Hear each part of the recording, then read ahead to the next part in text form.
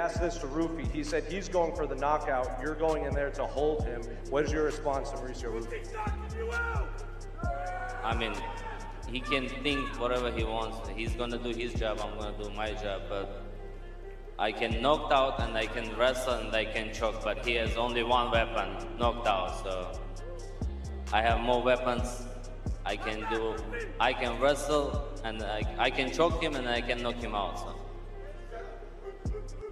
That's a tough fight for Rufy, man. I think Arman just take him down till he gets a submission. If Arman starts missing takedowns or just plays around a little bit and gets hit with a good right hand or a body shot, then it's going to be bad for him. It's going to be good for one of them. I think he might. That I'm most impressed with in that is Arman. Oh, yeah. I can't believe how good he is as a wrestler. Well. Yeah. Who's the dude he tech-falled? Giorgio. No. The Lance. Oh, Lance Palmer. That's right. Lance Palmer. Yeah. Bro. Yeah, Lance Palmer is a legit wrestler. For sure. And Lance was like, oh, he's never wrestled at my level. He's never wrestled guys at my level. Arman goes up there and tech falls him. Bro, Arman Giorgio did legit. better. Yeah. But even Giorgio, like you watch those videos that he does, where he does like $100 to take me down, $1,000 or whatever it is. Yeah. Arman is a fucking bad man, dude. He's a bad man. I know it. Yeah. If you wanted to fight for Ilya at 55, that's a very interesting fight. 100%. Very interesting fight. For sure. Because he's hard to hit. He's very slick and technical. Super. This is one that if Rufy doesn't clip him early, Arman should really run away with. We saw Rufy dismantled by BSD in the grappling, and then we just saw BSD dismantled by Patty. There's levels to the game, and when it comes to grappling, MMA grappling, and look at what he's done with wrestling now, a sport that's not even his main sport, Arman Tsarukyan is a problem to deal with. Now, we know, and unfortunately, Alan Nascimento lost his life, and that was Charles Oliveira's training partner, and Charles has said that did factor into, you know, him not being available during this time period. And I think that was the direction the UFC was going to go. But it shows you, you know, what they think of Mauricio Rufy. It's like, okay, we absolutely understand what Charles is going through, so let's give you Rufy, and the winner of that for sure is fighting for a belt next. So the UFC is very bullish on Mauricio Rufy, so much so that even only a couple fights removed from his BSD loss, if he can get a win, they're going to put him in a title fight. And then Arman, obviously, like, what the heck else does he need to do if he beats Mauricio Rufy? You got to get him in there for an undisputed. Are you happy about this opponent? Because I feel like there's a lot of people out there that are saying that you're putting a lot of risk on this fight. Yeah, it's a risky fight. Not a lot of people knows him. When I say I'm fighting with Rufy, they say, who's Rufy? I'm saying, I mean, he beat Chandler, Fiziev, you know, and people don't know him, but he is so dangerous. And sometimes I'm making laugh. This is Rufy is a Vazinha from football. Like, he looks like a Vazinha, and like people is checking who is Vazinha, and like he's a football player. I say, yeah, I'm fighting with a football player, and like. But that's an exciting fight. What's the other one? Rufy versus Arman Tsarukyan. I'm pumped. It's about time. They gave Arman, you know, you say he was streaming so much. I don't blame him. I mean, he got nothing else better to fucking do. Yeah, make money. But yeah, I think this fight I'm excited for because artistically, I am a big fan of Rufy. As a person, he's a great guy, like salt of the earth, if that's how you say it. But just the striking, the flow, I think right now the best pad works on the gram. I like watching when he's hitting pads. Yeah. I don't, yeah, but he's a real fighter. He's not like a poser. No, he's I know. A real fighter, You said best pads for the gram. No. Best pads on the gram. On the gram. The best pads. Yeah. So, yeah, like, the way he moves, the way, like, he's so relaxed. Yes. He's got that style, like, his arms are just, you know, like Rufy. Sorry, Luffy from One Piece. But he's got the ball and chain style, I call it. Whereas his arms are like chains and then just cannonballs at the end of them. The way he whips it and his evasiveness, the way he looks away from shots. Mixed martial arts. This is artistry, and I'm a big fan of art. So I think Arman has got nice boxing, good kicks as well. Yep. But his kicks are flashy. Yep. Like, also like, you know, just sharp kicks. But I would say Rufy moves better. But Rufy moves better on the feet. That's one thing that Arman's gonna have to solve. Footwork. But distance. He's gonna need the distance. Yes. That's the thing. Rufy's, you know, that's the thing. If you give him space, that's how it works. Yep. So Arman is probably gonna close the distance ASAP. Yeah. As soon as possible. And I'm sure you guys will You figure that out. No, I can't. You can't talk to him about that. No, I mean I can, but I'm not as long as Rufy. You know what I mean? Like, yeah, of course, yeah. You know what I mean? Like, I could say, like, you have to almost play the same game that Islam did against Ian Gary. You stay out far enough where it's like, you know, you can't hit me. You don't know the threat until you're ready. Exactly. And then once he does a spinning back elbow or a spinning kick and it misses, I'm on you like, why? I think his well-roundedness will get him done, but it's a very big test. If the fight stays on the feet, Arman gets knocked the fuck out.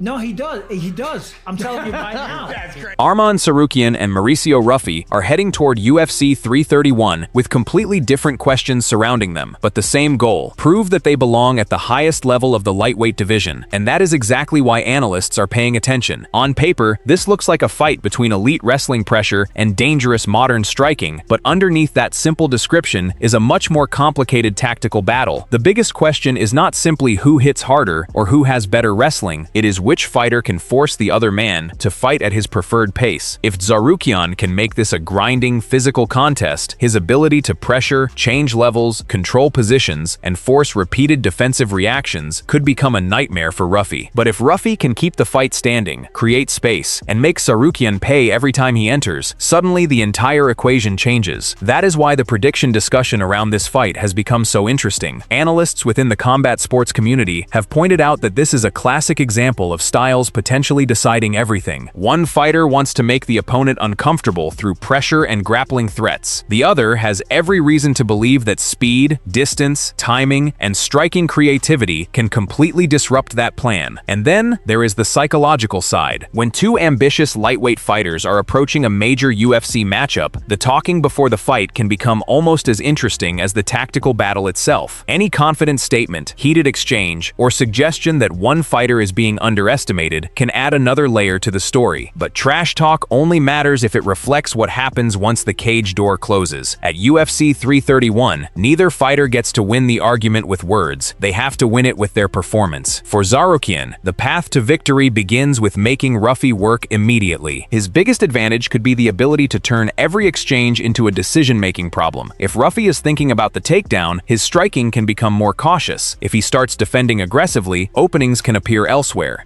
And if Tsarukyan gets consistent control against the cage or on the mat, the fight can become physically exhausting very quickly. This is where Tsarukyan's movement and wrestling become especially important. He does not necessarily need to dominate every minute with takedowns. Sometimes the threat of the takedown can be just as valuable as the takedown itself. A fighter who has to constantly worry about being taken down cannot always commit fully to his offensive combinations. It would be an impressive win if he gets it done. Mauricio Rufy is no joke. Arman Tsarukyan has been out of the cage for a long time. He hasn't fought in a while. You know, I can't remember when the Dan Hooker fight was. It wasn't as long ago as we think it was. But he's been out for a while. I would say close to a year. He's been doing nothing but grappling. So if there's a time that Huffy's going to be sharp in the first round and catch a guy like Arman, this might be it. Arman's had tricky fights before against lower level comp, where he has been hurt against guys like Joaquin Silva and other opponents like this. But I've got Arman here. I've got Arman by submission. And if it was this or no Arman fight, no major fight in the co-main event, I'll accept it.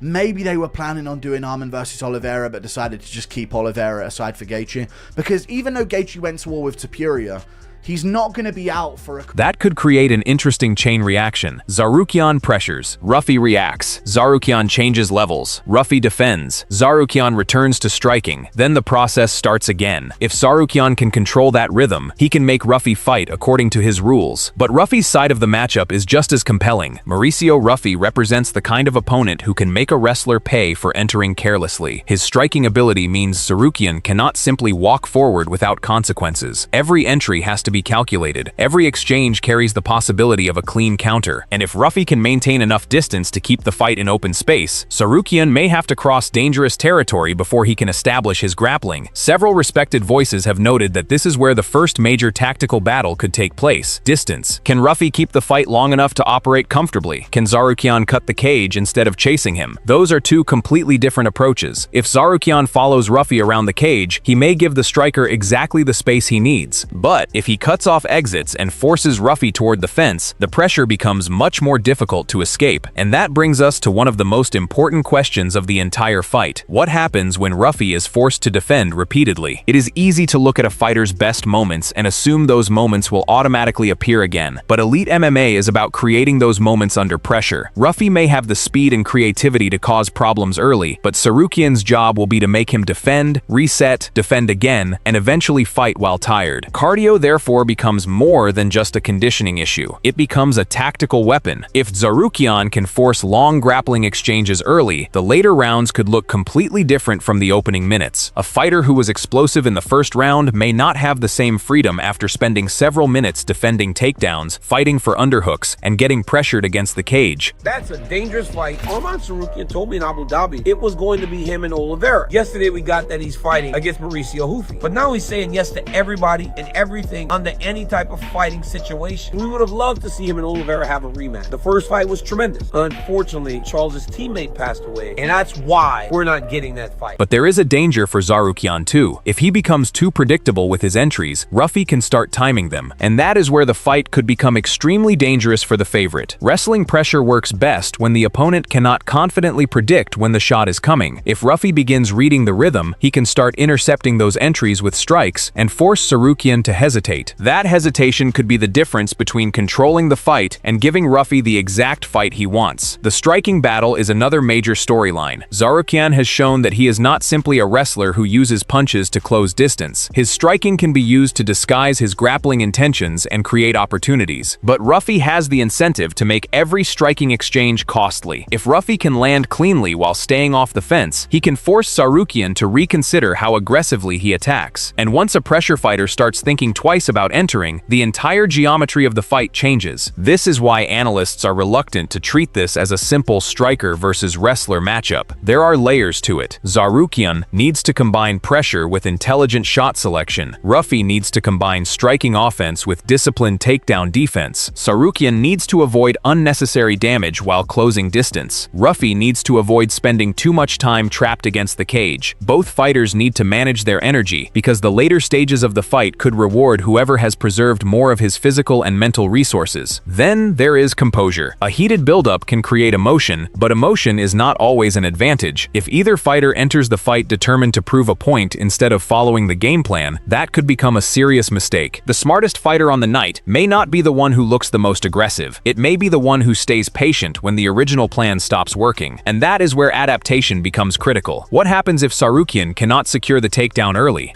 Does he continue forcing the issue, or does he start building his entries through combinations? What happens if Ruffy's best striking is being neutralized? Does he continue hunting for the finish, or does he become more conservative and focus on defending the wrestling? Those adjustments could decide the fight more than anything that happens in the first few minutes. The general sentiment among professionals who have studied this closely is not to dismiss Ruffy simply because Tsarukyan has the more established reputation. A younger or less established fighter can become extremely dangerous when he has the confidence to fight without hesitation. You win this fight, you will finally fight for the belt, you will fight Justin Gaethje. Correct. You have been told this? Yes. Is it in writing or is it just verbally? No, just saying. That's enough for me too. From Hunter Campbell? Yes. You believe him? Yes, I do. Okay. Because I reported this as well, and I saw a lot of people be, they say this all the time. Why should he believe them? Da da da da da.